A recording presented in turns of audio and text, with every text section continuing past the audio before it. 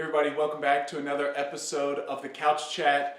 We're in the same room, but we're at a different angle, and maybe you can guess because today, October 22nd, the day this Couch Chat's being released, is the feast of Pope St. John Paul II, who of course is here over my shoulder in this room that we record the Couch Chat. And so one of the reasons of having him here is he's always been a saint that I have much appreciated, looked up to, and just been grateful for his witness in my own life, but also in the life of the church. You know, when you talk to historians, maybe that's not the right way to put that, but historians will say that it seems like every 500 years a pope comes along that changes the trajectory of the church and its relationship with the world and its own understanding of itself.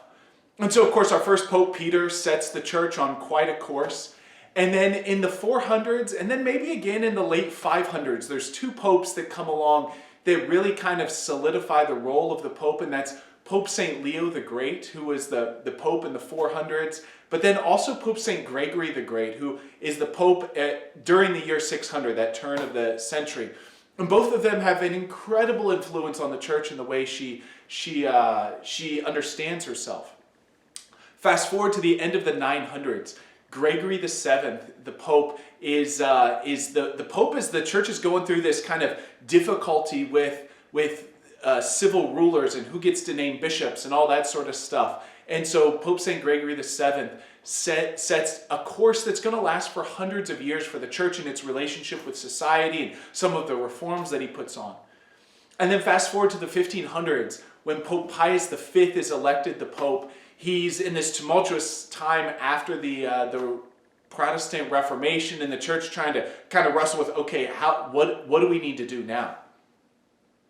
And who knows what history is going to say from now, but I wouldn't be surprised if a couple hundred years from now when they look back on the time of John Paul II and what he meant for the church and its own understanding and how the church moves and lives and has its being in a modern world, I think he's going to have a massive influence for centuries of how the church understands itself and how the church moves forward. And he's just this man who gave every last ounce of his energy to Jesus Christ and his church. I love this story that one time John Paul II was in the United States going from place to place, giving speech, meeting different people.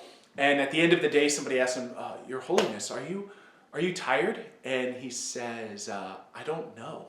He spent himself so entirely that he wasn't even worried whether or not he was tired or not.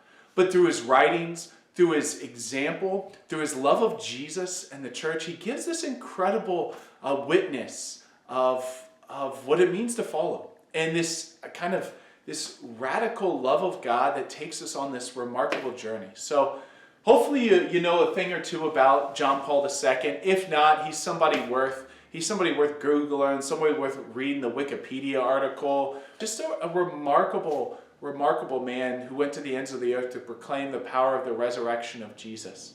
Especially at a difficult time, right? The church is working through communism, is trying to understand the Second Vatican Council and what it means for us as a church, and does it with such great grace and such great confidence in God. So hopefully you know St. John Paul II. Hopefully you get to celebrate his feast day. Of course, he's Polish, so if you get to eat a pierogi today, good on you. So anyways, this is Father Sean for an episode of the Couch Chat. Happy feast of Pope St. John Paul II.